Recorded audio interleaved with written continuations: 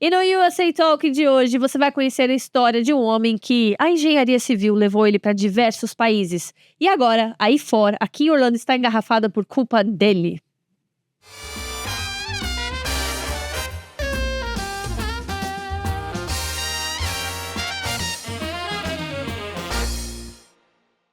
Bem-vindo, Darcy Moschioni, ó. Bem-vindo, Darcy.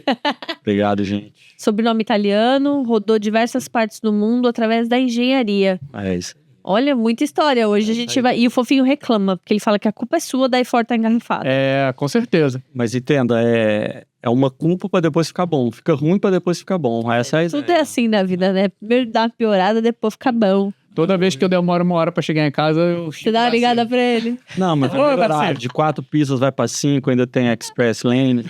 Ó, e agora a gente vai ficar sabendo tudo que tá por vir ainda, fofinho. É, olha só, vamos arrancar tudo dele. Vamos arrancar. Bastante coisa. Tem muitos investimentos. Muitos investimentos. Orlando só cresce, né? É. Só Só pra você cresce. entender, o governo da Flórida, para os próximos 5 anos, entre as concessionárias, que seria Florida Turnpike, CFX, Miami-Dade, essas concessionárias todas, nós estamos falando em 13 bilhões de dólares de investimento em infraestrutura nos próximos 5 anos. Nossa, e é um período bem curto, né? É um investimento alto. A cada ano eles renovam esses investimentos e vão gerando mais e mais empreendimentos, porque se não for assim, não dá vazão para a demanda. É, e a quantidade de construção civil também, né? A quantidade de casas, de novas comunidades que estão crescendo aqui, né? Tem que ter. Só pra você entender, o plano diretor aqui é muito bem cuidado, é muito bem traçado. Então, quando você constrói numa determinada área, você tem 1.500 apartamentos, por exemplo, você vai pôr na prefeitura 1.500 apartamentos, a prefeitura segura seu projeto até ela entender toda a demanda na região e aí ela fala, então essa pista tem que ser duplicada, a gente já vai jogar o orçamento para essa escola não vai ser suficiente, a gente vai colocar outra escola, então é um negócio muito bem maravilhoso, organizado. Cresce planejado, organizado. Exato. Não, isso é maravilhoso essa cidade, né? É aquilo que a gente vê, já viu? Quando a gente fala pra todo mundo, quando chega de avião, vê aquela coisa bonitinha, planejada. Ajeitada. É isso daí. Culpa do Darcy. Culpa do Darcy. Mas fica ruim pra depois ficar bom, hein? Agora aqui, a engenharia já te levou pra muitos lugares. A gente tava aqui já batendo papo. Falei, gente, vamos gravar, porque é muita história boa. Muito.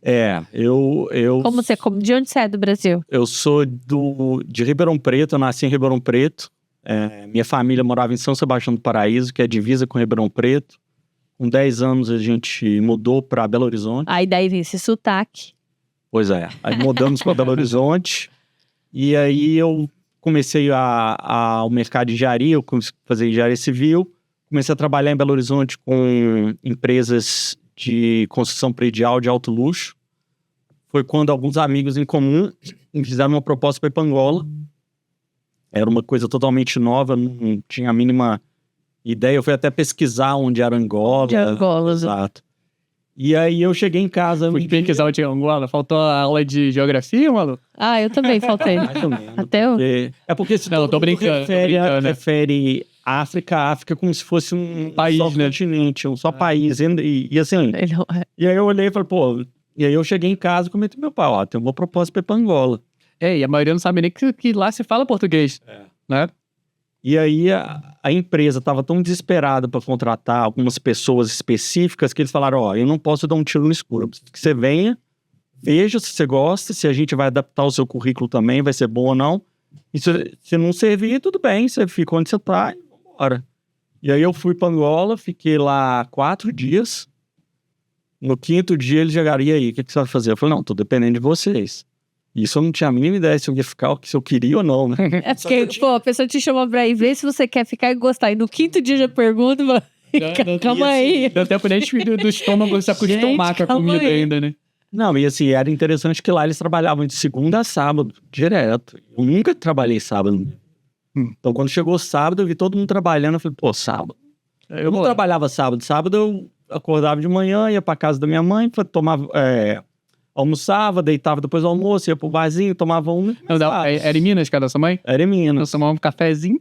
Pois é. Cafézinho, ia pro barzinho. E aí eu fiz essa loucura. Eu falei, não, vou ficar, só me avisa quando é. Os caras, então tá bom, então daqui 15 você volta pro Brasil, daqui 15 dias você volta. Tudo muito tranquilo e organizado, planejado. Igual a infraestrutura de Fortaleza. E decidida. 15 Exatamente. dias.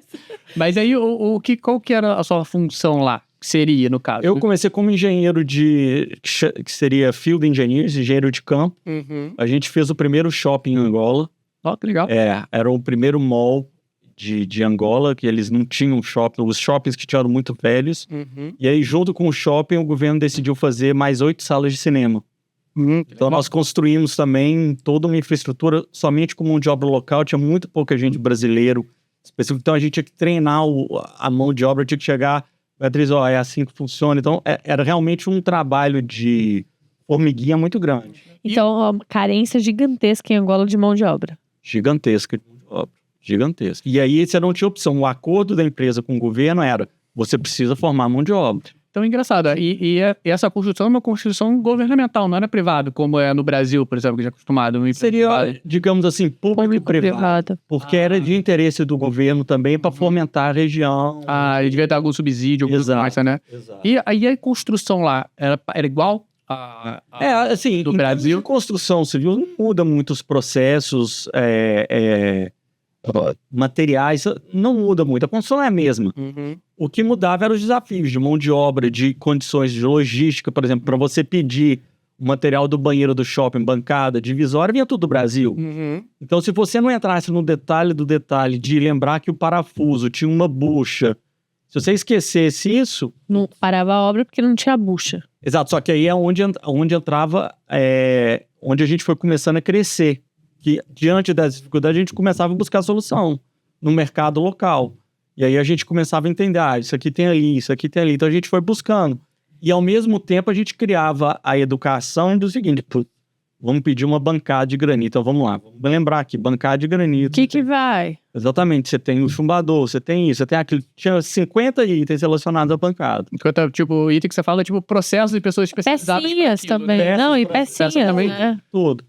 E aí o desafio maior foi a construção do cinema, porque mão de obra local, uma acústica incrível que tinha, tela de cinema. Então era um negócio assim absurdo. E você foi pessoa física contratada?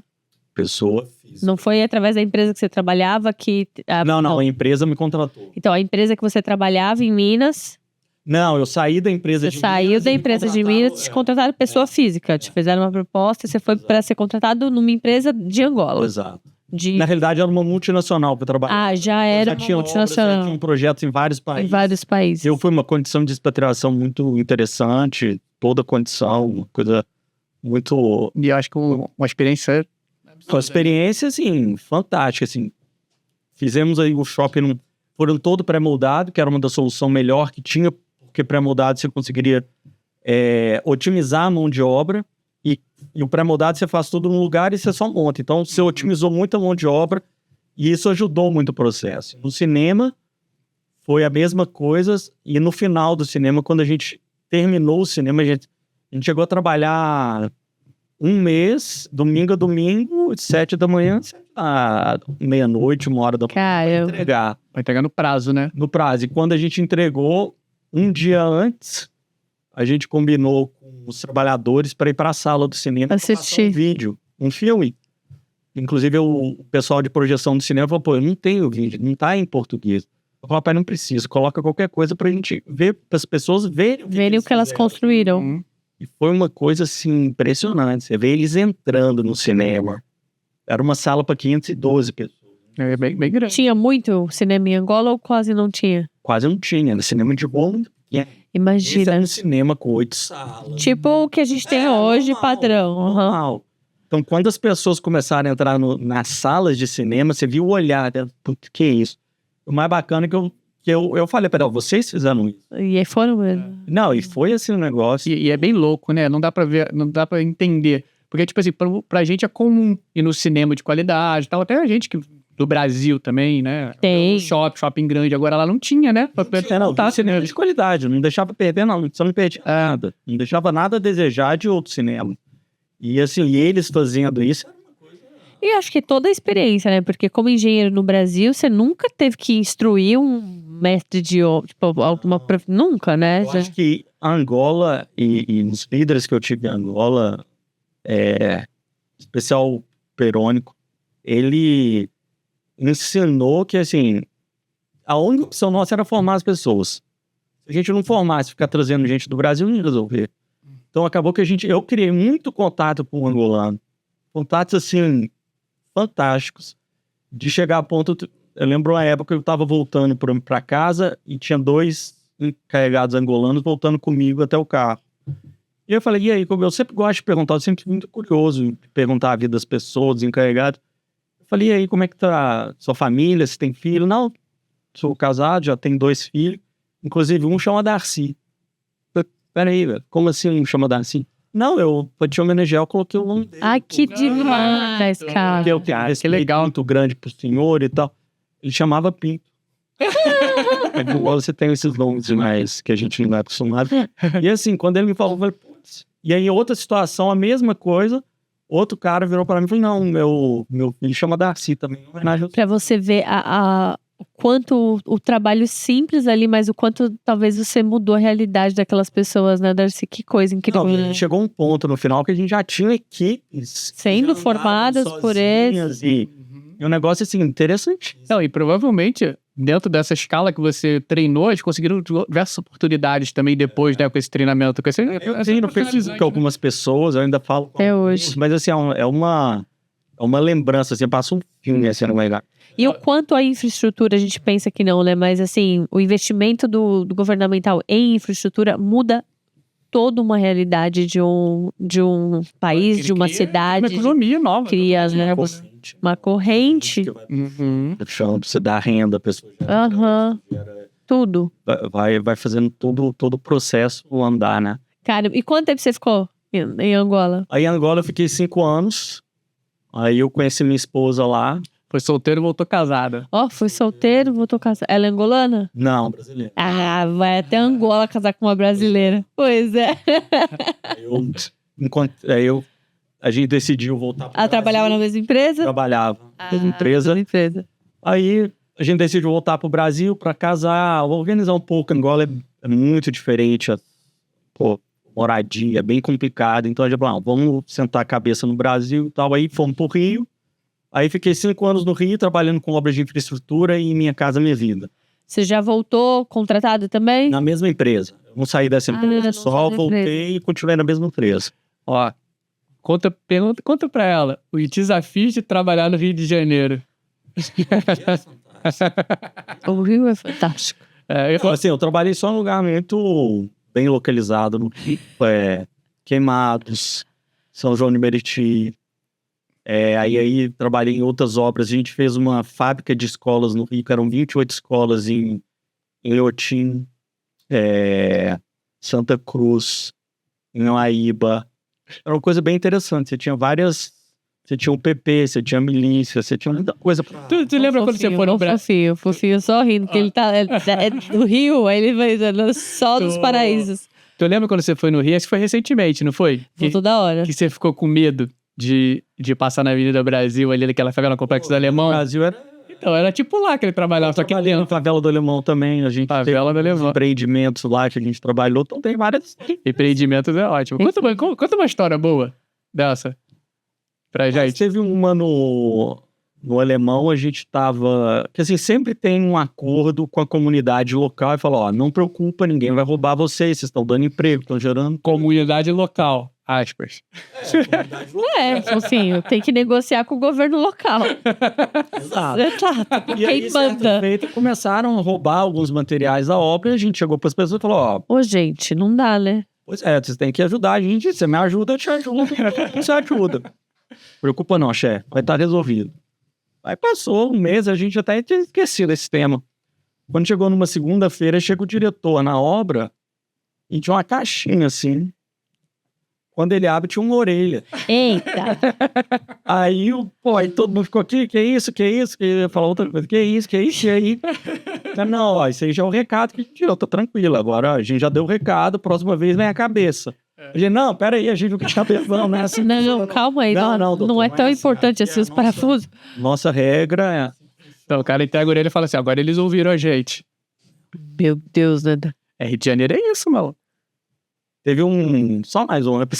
Não, pode contar quanto você cara quiser. Que a gente tava conversando com ele, cara, muito bom, a gente tava quase subindo o cara pra encarregado.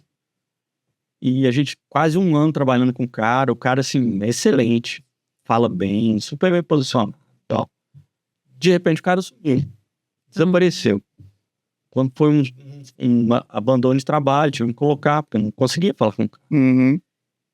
E aí, de repente, o cara aparece lá na obra, o cara apareceu, eu falei, pô, e aí, o que aconteceu? Eu falei, doutor, não consigo, essa vida sua não é pra mim, minha vida é essa.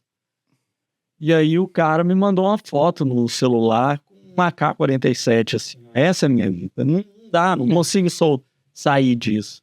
Eu falei, não, tá bom, mas fica tranquilo, o senhor tem a minha segurança. Não preocupa, o senhor tá seguro aqui. Falei, tô, então tá bom. Então agora eu respirei. Pô, então a pessoa tava lá trabalhando com oportunidade e, tipo... Tá vendo? Ó, a melhor companhia pra ir pro Rio é com o Darcy, maluco. Tá segura. Tá segura. Tô indo agora. Dá os contatos aí, Darcy. Se tiver algum problema... Liga pro Darcy. Liga pro Darcy, ó. Ele faz os contatos. Lá era bem... Aí ficaram mais 5 anos no Rio. Ficamos mais 5 anos. De 5 em 5.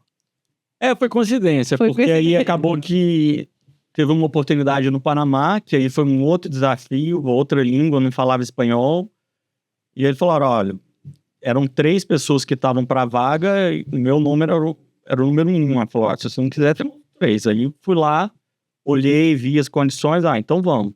Aí já era uma obra quase 300 milhões de dólares, 5.400 apartamentos, toda a infraestrutura para fazer esse bairro, teoricamente, água, esgoto, pavimentação, tudo. E aí fui para Angola, Panamá. Fui para Panamá.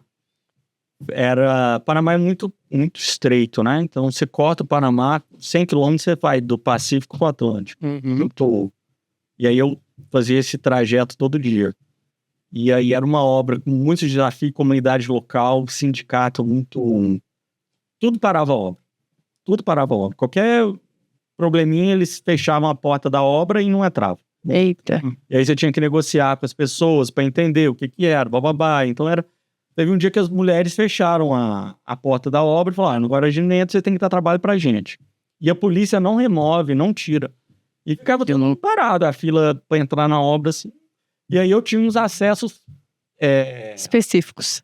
Que eu, pelo menos eu entrava, eu tinha caminhonete 4x4, então eu conseguia entrar, fazia. Pô, tinha que ligar pro cara da K, cara, ele liberava pra tudo. Pois é, e à medida que os caras iam descobrindo o sindicato, que iam fechando. Mas enfim, foi um desafio assim enorme, muito sindicato, muita brisa. Mas assim, e a questão do tipo de construção lá? Era diferente daqui também, ou não? Lá eram prédios com estruturas de formas de alumínio. Então, assim, era uma produção que por semana a gente fazia praticamente 2 prédios. De 5 andares. Bem rápido a construção. Porque era um sistema de forma de alumínio. Então, hoje eles armavam essa forma desse lado. À noite a gente concretava e de manhã tinha outra forma já pronta para eles montarem e concretavam aqui. Então, era um processo muito industrializado. E tira uma curiosidade minha. E como você se preparava? Assim, porque eu não tô fazendo uma pergunta de leigo, desculpa a minha ignorância. Mas vamos supor, você faz o seu curso de engenharia aqui, você tem a sua experiência no Brasil. O Brasil tem um método típico de construção civil, que é diferente em outros países. Como é que você se qualificava para poder atender nessas diferenças, né?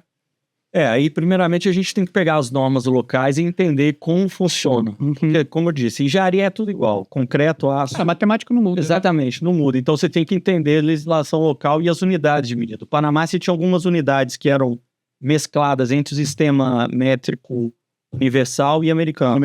Então você tinha que entender algumas coisas que são diferentes. Mas assim, basicamente você pegava o código de manual de construção dessas empresas públicas e é praticamente isso onde a gente se baseia. É bem legal, né? É uma experiência assim... única. Fantástica, totalmente diferente. E claro, é um desafio porque você entra novo e você já tem que começar a dar resultado. Então, praticamente, a área de gestão de pessoas, a área de gestão de subcontratos. Então, é toda uma área de gestão que você tem que ter, um backlog forte, Porque senão você não consegue. E aí, você, no teu caso, acho que no caso da tua posição também, você ainda tinha que qualificar outras pessoas, ainda tinha um desafio dobrado, né? No Panamá, eu tinha 12 engenheiros, entre supervisores 12 engenheiros abaixo de você. abaixo de mim, e entre supervisores e encarregados, a gente tinha quase uns 40 pessoas. Muita gente. Então, era assim, era bastante gente coordenar isso, tudo local, né? Tudo local. E assim, mas o estilo de construção, acho que a pergunta que você fez também, assim, é muito diferente. De Angola, você falou que as coisas iam do Brasil, então era. Mas no Panamá já era uma outra tecnologia, um outro jeito de construir. Panamá, como eu tinha muita expertise no Brasil, que eu tinha feito muita Minha Casa Minha Vida, esses sistemas prediais que já existiam no Minha Casa Minha Vida, com forma de alumínio e concreto, a gente implementou isso no Panamá. Como eu já vinha com uma expertise de como era a logística, a gente criou essa logística no Panamá. Então, a gente teve que fazer todo um treinamento das pessoas entenderem. Então, eu fui identificando os encarregados melhores. É isso que eu quero, é isso que eu quero. A gente montava vídeo para eles. A gente tinha um treinamento para eles. Antes das pessoas começarem, tinha umas formas só para eles treinarem. Só para treinar. Legal. Um acampamento que eles treinavam lá e depois ia para a obra. Entendi. E é bem rápido, falou? Um prédio a cada 2 semanas? Um prédio a cada 5 dias. Cara, é muito rápido. 5 dias, é muito rápido. Tipo aqui. Mas aí é a construção do esqueleto que você tá dizendo, né? Aí depois... Aí depois entrava o acabamento, entrava a parte de instalação. Uhum. Aqui é um pouco diferente porque você tem muita madeira. Aqui é Lego. Eles industrializam Lego de madeira. absurdamente. Uhum. Aqui um prédio de 1.500 unidades, eles fazem 6 meses. Desculpa, mas é rápido ou demorado? É rápido. Rápido. Muito rápido. Lá a gente estava falando em 5.400 apartamentos em 4 anos, 5 anos de obra. Aqui é muito rápido. Aqui é muito rápido. E eles usam, aqui é tudo industrializado. A mão de obra nos Estados Unidos é muito cara. Então o que eles fazem? Eu vou industrializar. Uhum. Então os construtores pegam o mesmo terreno, buscam ter o mesmo terreno na mesma área e copiam o projeto. Uhum. Quando eles copiam o projeto para outras áreas, eles fazem o quê?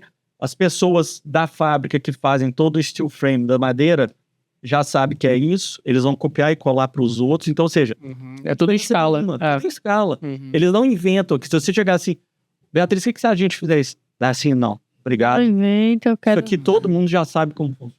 Exatamente. Todo mundo. Mas eu acho que podia melhorar. Não, pode Com ser. certeza que pode. Mas agora é isso que a gente vai... Então, E é quando eu te contrato, você já sabe o que você vai fazer. De olho fechado, você vai isso. Não, e é bem comum, assim, diversos condomínios, assim, por exemplo, eu tava procurando casa um tempo atrás, diversos condomínios, você vê as mesmas plantas, as mesmas casas. Tudo e igual. condomínios completamente, bem distantes, assim, diferentes. Mas né? por isso, Muito pra legal. padronizar o processo. Industrializou. Cara, é impressionante, assim, cara, quando eu me mudei pra cá, faz 3 anos, eu morei 1 ano ali no Paradise, depois eu fui pro Cagan Cross, ali em Clermont, né? Cara, eu cheguei lá, tipo assim, tinha terrenos vazios. Em 4 meses, tinha uma casa pronta. E, cara, É muito é rápido. muito Só não rápido. tá sendo mais rápido porque agora deu uma travada em mão de obra e não tá matéria-prima. também Faltava e não tem o que fazer. Mas também não tá, o mercado deu uma travada em mão de obra, mas não para. Não para. Não para. Acho que também... Muita gente fala com esse negócio de imigração, que vai parar. Tem alguma diminuição, mas não para. Só deu uma esfriada um pouco no mercado, mas assim, só tá se regulando também, né? Não vive assim em função disso. Tem lugares que vai atingir mais, menos, mas não para. É como eu falo pra todo mundo. Entra governo, sai governo, A, B, C ou D ou E, a economia americana é tão forte que o processo anda sozinho. Sim. O processo aqui empurra a economia. A economia. Exatamente, falou tudo. Esse é o segredo. Tão bem estruturado que você fica impressionante. Você fala, putz, como o negócio anda. E anda. E não tem jeito, senão congestiona para tudo. E do Panamá? Quanto tempo você ficou no Panamá? Panamá eu fiquei 5 anos. Viu? Foi coincidência. A sua vida é feita de ciclos de 5 em 5 anos. Eu já tô assim. Agora você já achou seu lugar de morada. Quando você começou a fazer i4? Você saiu do Panamá e veio pra cá, pros Estados Unidos? Saí do Panamá. Não, eu não... Começou... Eu não tava. Quando começou, eu não tava. Porque vai demorar, já viu? Vai demorar 5 anos pra ficar pronto. Indo lá, então. Mas vamos lá. Tá, aí você tava no Panamá, né? Aí no Panamá, a empresa já estava reduzindo a quantidade de obras, era troca de governo, e eu não estava vendo um cenário muito promissor no Panamá. E o Panamá é uma economia muito pequena, É um país muito pequeno, então não era uma coisa muito promissora. E aí eu tinha a decisão, ou eu voltava pro Brasil, ou eu ia para outro lugar. Eu estava 3 horas de Holanda, minhas filhas já falavam inglês. E aí eu conversando com Dani, minha esposa, a gente falou, ó, falei para ela, vai para os Estados Unidos 1 ano, fica lá e a gente vai entendendo como... E eu fico aqui no Panamá. E eu tava no Panamá, então eu via a cada 1 mês, eu passava no final de semana aqui, e aí eu fui começando a entender. E é bem certinho, né? São 2 horas e meia. É, pra filtrar a ponte aérea. Então, assim, é muito simples, aí qualquer problema que tinha, 2 horas e meia você tá aqui, então a gente foi entendendo, e aí quando chegou o ponto de eu sair, eu falei, ó, então vou sair, e a gente vem para sair, eu vou de vez para os Estados Unidos e começa... Mas a minha ideia de vir para os Estados Unidos sempre foi trabalhar na área de engenharia. Nunca foi eu vou chegar lá, vou ver o que eu vou fazer. O que eu vou fazer lá? Vou mexer com limpeza, vou fazer isso, vou fazer aquilo. Não, eu vou focar no que eu quero. Eu quero a engenharia. Porque, assim, na minha visão, o currículo que eu tinha era muito bom. É muito bom. Exato. Foi provado que é bom, né? E aí você veio... Foi provado entre aspas. Por que entre aspas? Não, porque assim, eu quando cheguei, eu falei, putz, eu sou o cara, sou muito sério. Vou aplicar. Sou o melhor que tem. E aí eu fui entendendo o mercado americano, depois de algumas entrevistas que eu fiz que eu não fui aprovado, que o mercado americano, por melhor que você seja em outros países, o que você fez aqui? Não tem essa história. Faz sentido, Então eles olhavam pra mim e falavam, não, realmente seu currículo é top. incrível. Tem nada a reclamar. Quanto tempo você trabalha nos Estados Unidos? Putz, não, eu tô reloquei, eu explicava a minha situação e tal. E assim, muitas empresas fecharam a porta na minha cara, e aí foi onde eu entendi que eu falei, putz, eu tenho que começar algumas empresas menores para eu pegar essa experiência. Então foi onde eu tive que andar para trás nesse ponto. Então eu tive que andar para trás, e aí eu chegava quando eu olhei e falei, putz, e agora? Tenho certeza que eu vou voltar a ser um engenheiro de campo? Eu tava quase como um diretor de contrato. Putz, tem certeza? Aí eu olhei, bom, se eu investir aqui, vamos acreditar e vamos ver o que vamos fazer isso acontecer. Foi aí quando eu comecei numa empresa menor aqui de infraestrutura também, e aí 1 ano depois, o meu LinkedIn começaram aos headhunters. Oi, Darcy, tudo bem? Porque, de fato, também se tem carência da mão de obra da engenharia civil aqui. Exato. Não, tem muita Tem carência. muita carência. E aí, quando eu comecei a ter no meu currículo essa experiência nos Estados Unidos, Pronto. aí o negócio Já começaram a te olhar com outros olhos, né? com outros olhos. E aí é uma loucura, porque headhunter por semana, até hoje, eu recebo umas 5, 6 mensagens. Oi, tudo bem? Você tem um currículo incrível, a gente pode conversar e tal, não sei o que. Então, e o mercado americano é canibal nisso. Porque como você não tem leis que me prendem na empresa, e a empresa não tem nada que me prende, É quem dá mais. então eu posso sair hoje, falar, ó, tô indo embora hoje, segunda-feira eu Tá em outro lugar. em outro lugar. Tem nada que me segura. O que é ruim disso? É ruim que quando você olha o seu currículo, a Beatriz trabalhou 10 anos aqui, 2 dias ali, 3 dias ali, 1 semana ali. Isso é muito ruim. Mas o mercado é assim. Vai chegar um ponto que eu vou olhar seu currículo e falar, tá bom, Beatriz, você pulou muito, né? Mas tem outra pessoa. Mas aí cabe também na própria pessoa também ter esse senso, né? Exato. Então, por exemplo, hoje eu tô numa empresa muito boa, multinacional. Podia estar em outras empresas também, com um salário melhor. Mas, assim, um ambiente que eu tenho, a confiança, o meu trabalho que eu já conquistei lá dentro, eu não vejo porquê de sair e ir para outro lugar, entendeu? Às vezes por poucos dólares a mais, né? Até mais. Porque, assim, Vou virar engenheiro. não adianta você ir para um ambiente e depois você fala, putz, não adaptei, aí eu mudo de novo, e aí é tão... Tendo que criar raiz, né? Exatamente. Então, não que eu queira criar raiz, mas amanhã, se tiver uma oportunidade que eu não vou deixar passar, provavelmente vou segurar a oportunidade, mas é sempre importante você entender o... Não é só dinheiro, né? Todo o ambiente, o que você trabalha, você já tá acostumado com o lugar, as horas, a distância. Equilibrar as coisas, se tem algum desequilíbrio. Legal. E conta pra gente, assim, qual foi a sua maior dificuldade, foi o maior choque quando você começou a trabalhar numa empresa americana de engenharia?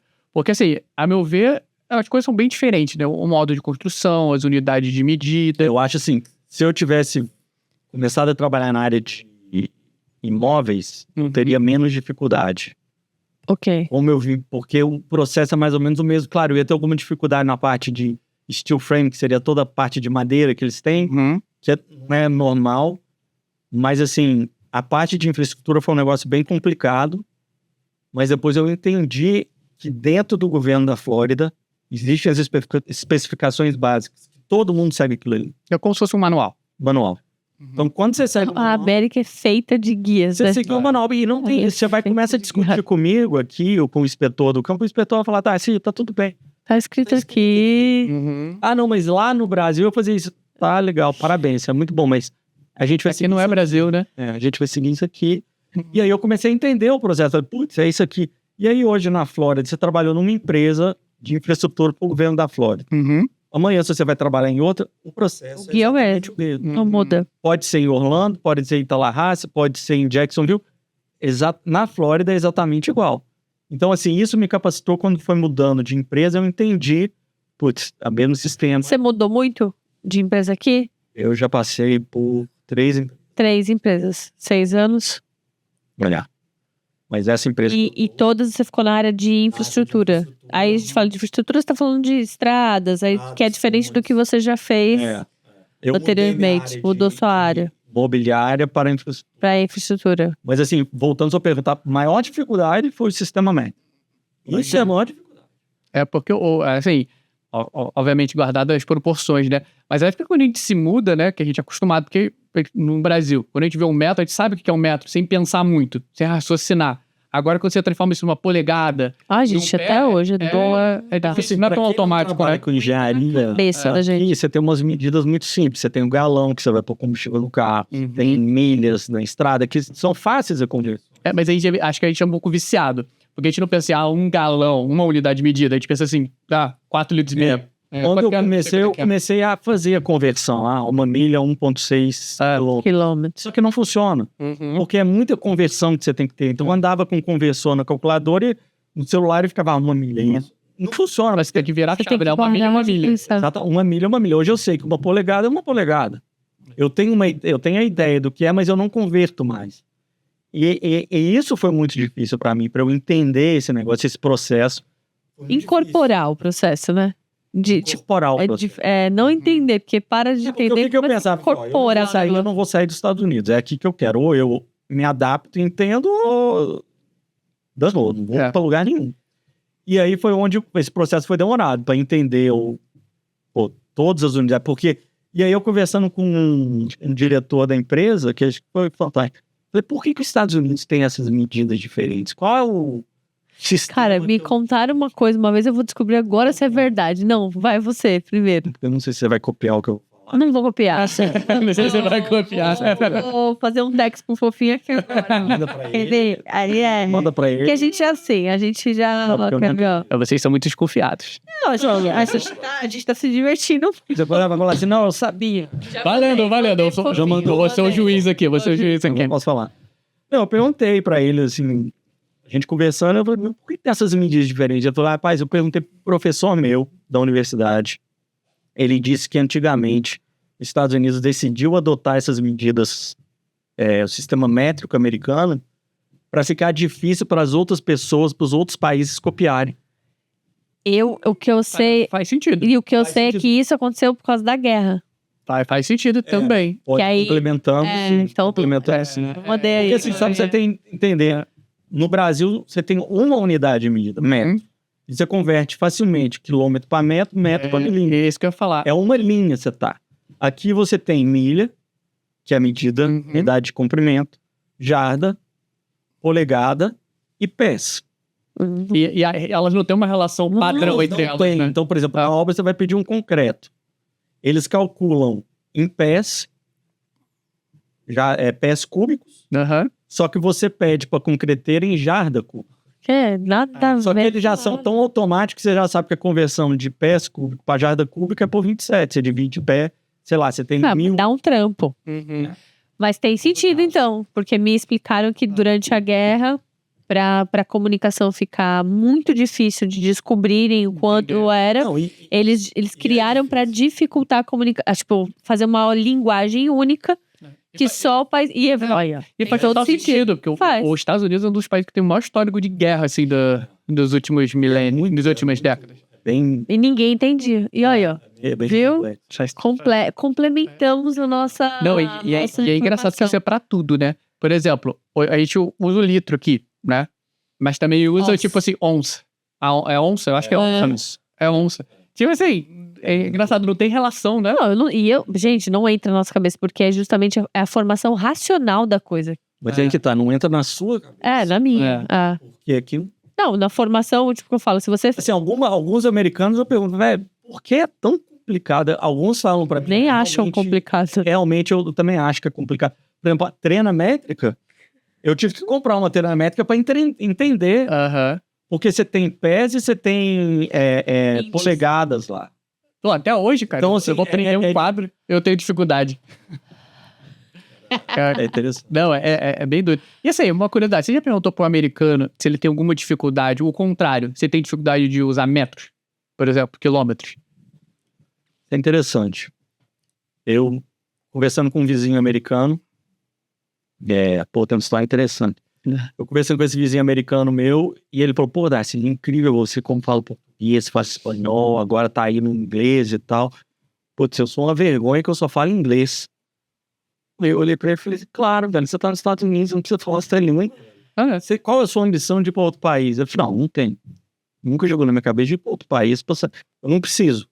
E mesmo se for também, provavelmente ele vai se dar bem lá também, porque todo mundo, a maioria fala Então, inglês. respondendo sua pergunta, eu nunca fiz essa pergunta pro americano, mas assim, eu acho muito difícil o americano querer sair pra ir pra outro lugar, entendeu? Ou pra ele ter.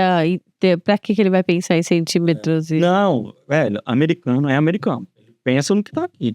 É muito doido, né? E eu acho engraçado, por exemplo. E é engraçado, porque o americano, ele tem assim, ele é o que simplifica tudo.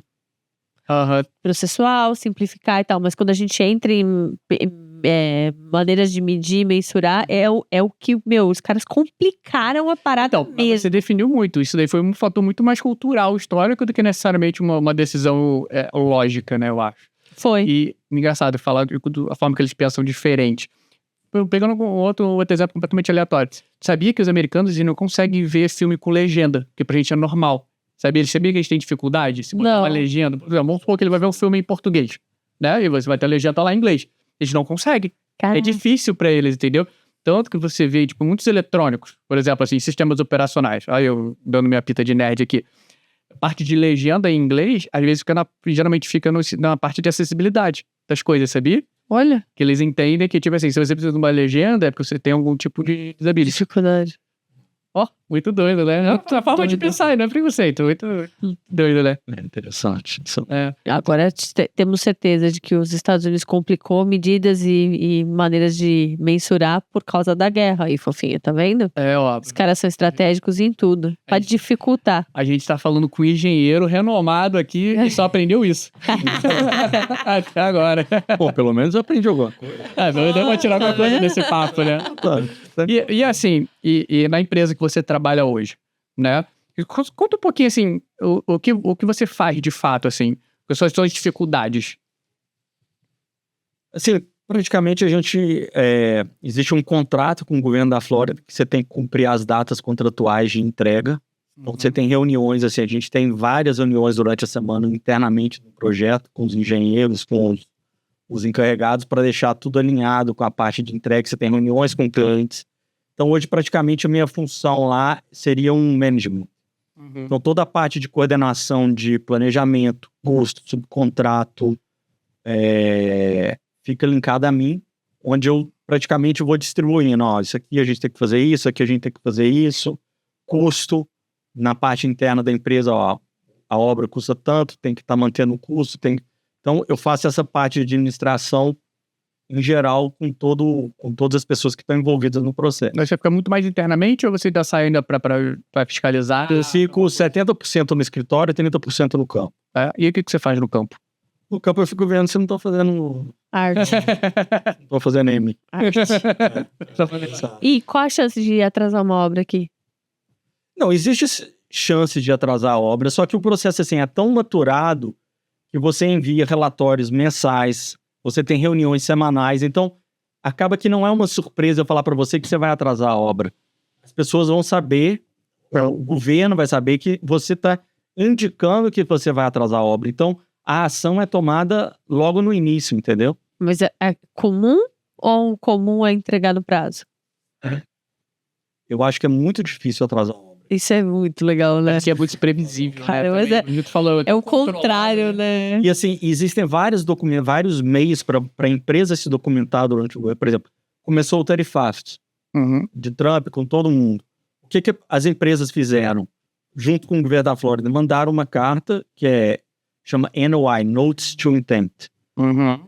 Que é o quê? Falou, ó, tá aqui a carta nossa com relação ao tarifaço, que alguns produtos, alumínio, aço, podem aumentar e, caso aumente, nós vamos reivindicar esse aumento. Ponto. E aí, o que o governo faz? Tá bom, recebi, vamos acompanhar. Vamos supor que o tarifaço acabou, não existe mais. Eles pegam e rescindem essa carta, assunto encerrado. E se aumentar, eles sabem que eles vão ter que arcar com Eles vão ter que aumento. aumentar. E aí que eu acho que é interessante. Vamos supor que um subcontratista que trabalha para a empresa é a pessoa que fornece o alumínio, a empresa. Então, o governo me paga e eu sou obrigado a pagar essa empresa. Sim. Então, não tem no escuro isso, não. Não sobra pra alguém. Não sobra pra o tudo cara dar claro. conta. Você recebeu, eu recebi 10 e eu sei que esses 10 eu vou ter que te pagar. E é bom com essa transparência, tudo meio provisionado, né? Você consegue ter essa previsibilidade, né? E assim, você tocou num negócio muito interessante. Você consegue falar um pouco pra gente se esse tarifaço, eu sei que é uma coisa muito recente, né? Mas existiu quando o Trump falou que ia fazer, né? A promessa de fazer e agora que ele fez, né? Que ele de fato impôs, não só no Brasil, como outros países. E como é que isso está impactando, assim, o seu trabalho ou a infraestrutura da cidade aqui, falando aqui desse micro onde você trabalha? Sim, eu acho que impacto vai ter, não tenha dúvida que vai ter, mas o processo não vai parar. Como Mas você já impactou alguma coisa, eu quero saber? especificamente no projeto que eu tô, não. Mas como ele explicou, pelo que eu entendi, assim, ó, o governo estipulou algo. Aí o governo do estado sabe que alguém vai ter que arcar com essa conta. Então, se ele contratou, não acaba que não fica sobrando pra última ponta. Tipo, eu já te contratei por esse valor Não fica. e agora vai ter o aumento, você não pode me aumentar. Quem vai ter que tomar o prejuízo é você. Então, não é assim. acaba que ninguém tomou Não. prejuízo. O fornecedor vai ter o aumento que ele sabe que ele vai ter que aumentar, né? Então, é uma cascata que acompanha e quem tá saindo prejudicado aqui é o Estado que tinha orçado uma Exatamente. obra de um valor e vai ter Vai que ser cumprir. Exatamente. Então o Estado está absorvendo essa, Teoricamente. né, não está prejudicando para baixo. E aqui não existe o histórico do Estado, por exemplo, não pagar alguma obra. Ficar sem dinheiro, né? É difícil, né? Esse tipo de ficar falta recurso. Ainda mais o da Flórida, do governador devolver o dinheiro, né? Cara, Grande Caraca, é impressionante. grande parte das obras, elas são privadas porque, por exemplo, parte das obras que a gente está são concessionárias de pedágio. Então, eles têm a concessão e eles estão duplicando por causa das concessões. Uhum. Então, a gente manda a medição, 30 dias depois eles pagam. Uhum. Não atrasa, zero problema. É porque eles têm uma fonte de arrecadação ali, né? Exatamente. E, por outro lado, eu também não tenho que atrasar meu subcontratista. Se eu atraso um dia o meu subcontratista, ele manda uma carta para o cliente falando, ó, ele me atrasou. E aí o cliente vira para você, o que está acontecendo? não te Por que você atrasou? Eu não te atrasei, Uhum. entendeu? E por mais que pode ser que eu tenha um problema com você, que você está com um problema no material, o governo, a empresa vai falar assim, tá bom, você tem que pagar ele e resolve o que você tem que fazer, mas você tem que Pagar é a regra. Então, assim, é um sistema muito transparente, eu acredito assim. Porque não tem nada que você não saiba e não que seja repassado para todas as partes envolvidas, entendeu? É bem simples de lidar, bem... E comparando com o Brasil, isso aí. Na rede. Não tem como, né? Não, eu falei de brincadeira, porque é bem É muito transparente, é assim que funciona. Então, você ganha, eu ganho e todo mundo ganha. Vamos embora. Né? E o trabalho segue, né? Que é como deveria ser, em qualquer lugar. Se você me perguntar, tem problemas obras? Lógico. Claro que tem. Outras obras, tudo sempre existem problemas, obras atrasam, mas assim, a proporção é muito pouco, né? E não é esse tipo de problema, né? Seriam talvez outros, né? Alguns imprevistos. Olha, se eu fosse engenheira civil no Brasil, eu tivesse ouvindo, já tava aqui, ó, já, arrumando minha mala. Mas Que área Mas assim, você promissora. falou um negócio muito interessante. A Dani, ela trabalha, minha esposa trabalha na parte de recrutamento, assessoria de carreira. Então, muitas pessoas que chegam para ela na parte de engenharia e buscando essa recolocação, não tem essa visão que eu tive. Você foi um estudo de caso bom pra Dani recolocar. Exatamente, e eles acham exatamente isso. Eu cheguei nos Estados Unidos, eu vou bombar. Primeira coisa que bate... Dani já me mandou algumas pessoas para eu conversar com elas e entender. Você fala inglês? Não. Mas na Flórida precisa falar inglês? Eu falei assim, olha, você tá no... Era bom, né? Não, mas Miami fala espanhol. Eu falei, tá bom, mas a língua oficial continua sendo. Mas você fala espanhol? Mas aí você fala espanhol. Mas indiferente, tipo assim, você passou na imigração dos Estados Unidos e você quer trabalhar, você tem que falar inglês. Entendeu? Não tem jeito. O primeiro passo é esse, você fala inglês. Se não falar inglês, não dá. Mesmo que seja o inglês, quando você saiu do Panamá e veio pra cá, o seu inglês era totalmente fluente como é hoje? Ou... Meu inglês, quando eu saí do Panamá, é fantástico. Era o The Books on the Aí. The books on the table. Mas o... Só que eu... Só que o espanhol estudei. você nadava. Não, mas só que assim, eu estudei.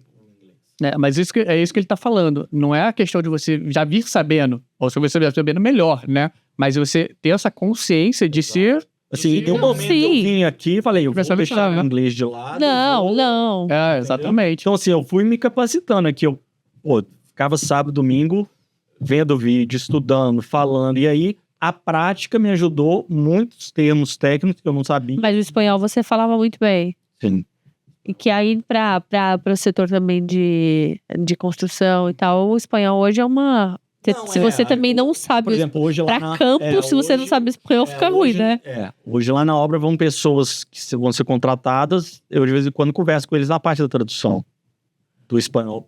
Porque pra quem vai atuar ou começar na base, no campo, se você não tem o espanhol, aí que é duro, né? Alguns encarregados têm essa dificuldade de comunicar, de vez em quando eles ligam, rapaz, me ajuda aqui que eu preciso falar e o cara só fala espanhol. Também essas pessoas só falam espanhol e não vão sair. E não vão sair. Mas, andam, né? Assim, Mas é uma área muito promissora, né?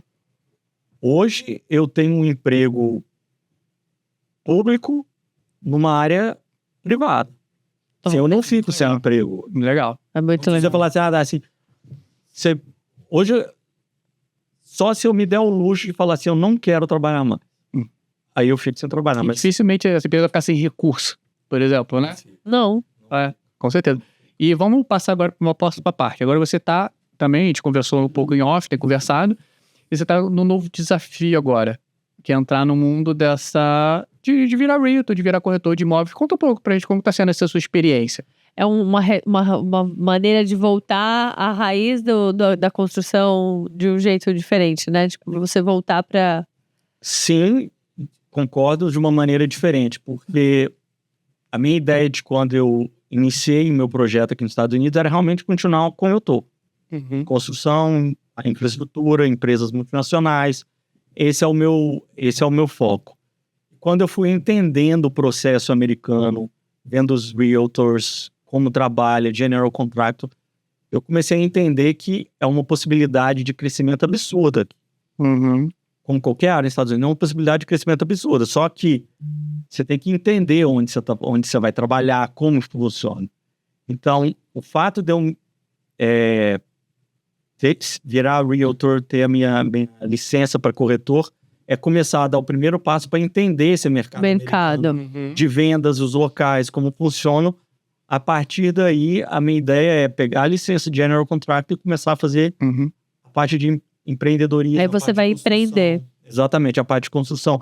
Eu já tenho muito contato com americanos aqui, então eu já tenho parceria com alguns americanos que eles têm um General Contractor. Então, quando as pessoas me procuram, eu falo, eu quero construir uma canal. Eu já tenho as pessoas. Então, hoje eu sou meio que um hub que conecta as áreas entre as pessoas. Então, você quer construir? Não, eu já tenho o General Contractor, claro, americano. Eu sempre vou pro lado americano, que é onde a minha base performa.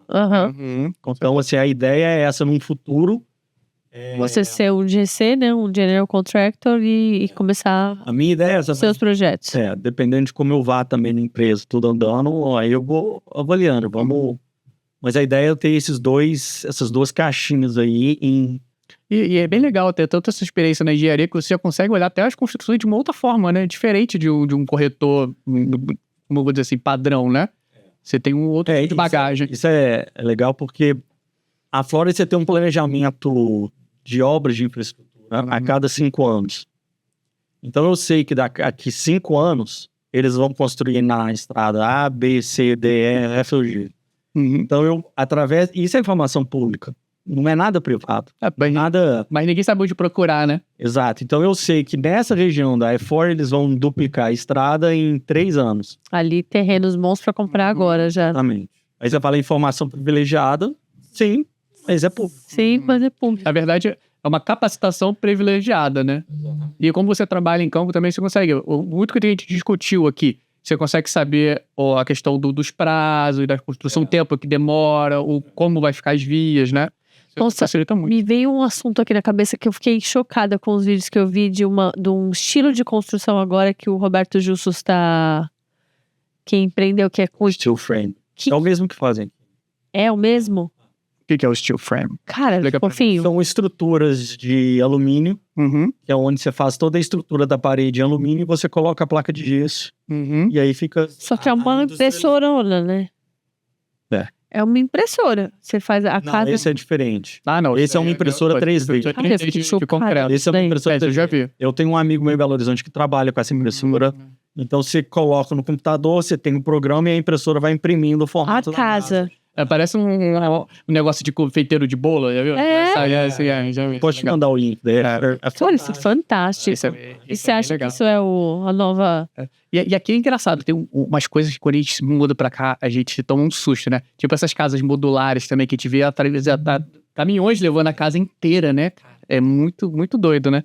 Eu acho que é um futuro promissor para os Estados Unidos, mas não acho que é para... Porque os Estados Unidos têm tudo muito papeado. Então, qualquer processo que você vai mudar, você tem que mudar uma cadeia atrás desse processo. Então, eu estou falando de obras de infraestrutura na Flórida. Então, eu tenho o processo de construção para colocar um tubo. Se eu vou mudar esse processo de construção, primeiro eu tenho que pegar a aprovação de toda a parte da governamental sobre esse processo. Quando eu aprovar, eu tenho que mudar a sua cabeça, a cabeça dele, a cabeça do ajudante, do encarregado, do engenheiro. E é um processo totalmente diferente. Então, hoje, tudo funciona. Por isso que tem muita coisa aqui que a gente olha e fala, cara, isso é retrógrado. Tipo, não parece que não atualizou, mas é por conta de manter o processo igual do começo ao fim. Exatamente. Sempre. Quando eles vão mudar uma coisa... O processo não funcionar, né? Cara, Parar de andar. Eu acho que existem melhorias, mas assim... Sempre tem melhoria, sempre pode melhorar, mas é muito organizado. Fazer uma comparação de gestão de obra, Brasil, Panamá, Angola, Estados Unidos, assim, o que você levaria dos Estados Unidos para esses países e teria alguma coisa que você traria desses países para cá? A parte de relacionamento de pessoas é a mesma coisa. Você tem pessoas boas, você tem pessoas mais capacitadas, menos capacitadas. Então, a parte de gestão de pessoas não muda, porque é igual. Igual assim, você tem níveis mais técnicos, menos técnicos, melhores, piores. E é o que você tem que trabalhar. Nos Estados Unidos fica mais difícil eu te demitir, porque fica mais difícil eu achar alguém. Então, nos Estados Unidos me forçou a entender como a Beatriz trabalha e o que eu posso extrair de melhor de você para ficar com você. E também aprendi nos Estados Unidos que se você pedir pra sair, eu falei, pode ir embora. Amanhã vem outro. E tem outro... Vai andar, bem ou ruim, vai andar. E tem outro ponto que você falou também. Como é tudo bem modular, bem estruturado, é difícil também alguém não conseguir fazer, né? É um pouco mais difícil. Exato. Aí, basicamente, o que muda são os processos das empresas que você trabalha. A empresa A tem um processo X, a empresa B tem um processo Y que você tem que adaptar. Então, assim, o que eu levaria dos Estados Unidos pro Brasil seria esse processo pronto de manual. Porque no Brasil, você vai, por exemplo, trabalhar em Belo Horizonte. A prefeitura de Belo Horizonte tem um caderno de encargos, tem um processo. O governo do estado tem outro processo. O governo federal tem outro processo. Aqui é tudo em um só. Aqui é tudo em um só. Entendeu? Então, assim, é muito interessante isso. E aí você pega, comparando os Estados Unidos com Angola, a parte... Você tem muita mão de obra lá. mas não é capacitado. Não é capacitada. Então você tem que se adaptar. Eu acho que a grande virtude do engenheiro hoje é ele saber se adaptar à sua realidade. Não adianta eu ficar reclamando. Eu tenho que entender. Pô, a Beatriz tá assim, eu tenho duas Se opções. vira com o que tem. Ou eu me adapto a você, nós dois precisamos nos entender. Beatriz, vem cá, vamos conversar nós dois aqui. É assim? Então tá bom, então vamos assim. O que você combinou comigo, vamos fazer. Eu já entendi que você não é boa em controles, por exemplo. Então eu preciso dedicar mais tempo nessa parte de controles contigo. Então é muito isso. E por outro lado também eu me aprendi a desapegar de pessoas aqui. Muito simples. Não tem Pessoas se chegam pra mim, se eu tô pedindo demissão agora, que eu vou sair. Alguma coisa que eu posso fazer, que a gente pode entender pra você é uma pessoa interessante pra empresa. Não tem nada. Tá bom, pode ir. Me dê 2 semanas que eu consigo arrumar alguém. E também se eu não arrumar, vai andar do jeito. Deixa eu te fazer uma pergunta curiosa. Não sei se existe uma resposta exata para isso. E eu já vi isso abordado em diversos lugares, né? Por que a construção dos Estados Unidos é feita com madeira, é feita dessa forma, e a do Brasil é diferente? Por quê? Em outros lugares? Existe uma resposta concreta? Ou uma opinião sua? Eu não acho que existe uma resposta concreta. Eu acho que os Estados Unidos, pela falta da mão de obra que existe, eles conseguiram otimizar e industrializar os processos. Uhum. E, claro, toda a tecnologia que eles desenvolveram, os Estados Unidos, anos-luz à frente do Brasil na parte de construção. Por que eles não usam tijolo aqui, por exemplo? Porque não é prático. Hoje você vê algumas casas com tijolo, que são na parte de baixo da casa, no primeiro andar, Pra fazer, tipo, por temas de furacão. Isso, mas só isso. Então, uma coisa muito simples que é interessante. No Brasil, você tem um caminhão de bloco de tijolo. É isso. Então, o que as pessoas fazem no Brasil? Você tem um caminhão de bloco e você tem os pallets. Então, os blocos, eles colocam... O bloco sai da fábrica, eles colocam o bloco em cima do pallet, aí eles colocam o pallet em cima do caminhão. Uhum. Aí o caminhão chega na obra, eles tiram o pallet do caminhão, as pessoas tiram os blocos na mão do pallet e eles levam o pallet embora. Uhum. Ok? Como é nos Estados Unidos, eles já organizam um bloco de tal forma que o bloco se autossustenta. Não Então tem não precisa pallet. de pallet. Uhum. Você tem um garfo da empilhadeira, já levanta a pilha toda de bloco e já leva para frente serviço. Então só aí você já diminuiu Dois processos. 2 cadeias de processos. Você fala, é pouco. É pouco. Em uma casa. Uhum. Quando você soma todas as atividades, é de... Nossa, é muito conceito. Entendeu? Então assim, por exemplo, a gente tá nessa obra que eu tô, a gente tinha essas paredes que vocês veem nas estradas. Pra que essa parede? Me ajuda. Olha, Aquilo ali chama... boa. Tipo aquela que tem na 27, É pra Hurricane essa parede? Aquilo ali chama noise wall. São paredes de redução de ruído para as comunidades. Gente, eu vou te dizer, olha, que alívio. Que eu sempre achei que ele falava assim, isso aqui é pra furacão? Fofinho, você sabia? Pra que uma Não. parede do nada, Então, meu aquilo irmão? ali é o seguinte, toda vez que a empresa, o governo vai licitar Um paredão, obra, né?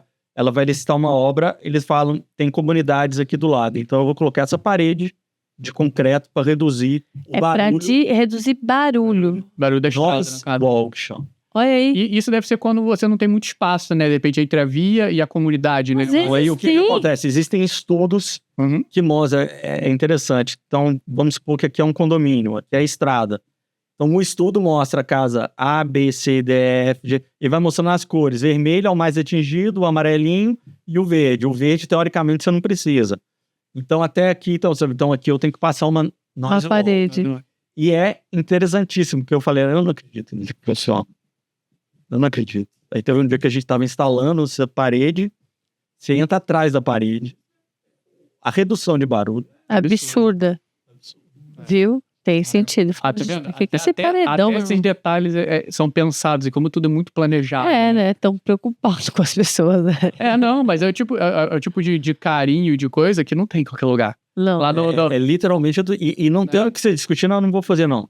é regra. Não tem, por exemplo, uma dessas paredes que a gente estava fazendo era fazendo concreto em loco. Ou seja, eram quase 3.000 pés. Uhum. Tá falando quase 1 quilômetro de parede. E era tudo em loco, só que a gente não tinha mão de obra. Uhum. Era muita gente que você ia gastar. E aí a gente desenvolveu um sistema para fazer pré-moldado. Então você chega, coloca a parede e vai andando. Você pré-molda em outra fábrica e vai colocando. Só os pedacinhos, né? Pedacinho não, uns pedação. Não, pedacinho em relação ao todo. São peças de 30 pés por 14 pés de altura, que dá 5 metros de altura. Cara, é o tamanho das peças. Eu tô mais impressionado com a velocidade que ele fez a conversão. Vou ver muito tempo usando o conversor. Você não vai chegar, Muito tempo estudando a cita não métrica vai aqui nos chegar Estados lá Unidos. nunca. Isso é verdade. Fala 30 pés, eu fico imaginando 30 pés. Em cima Eu também, imagino, eu vejo os pés. Os pezinhos assim. Fala pé de quem? Quem que é esse pé? O pé. Qual é o tamanho do Se pé? for meu que pé, medida? pode ser que seja 20. Mas é interessante. Muito legal.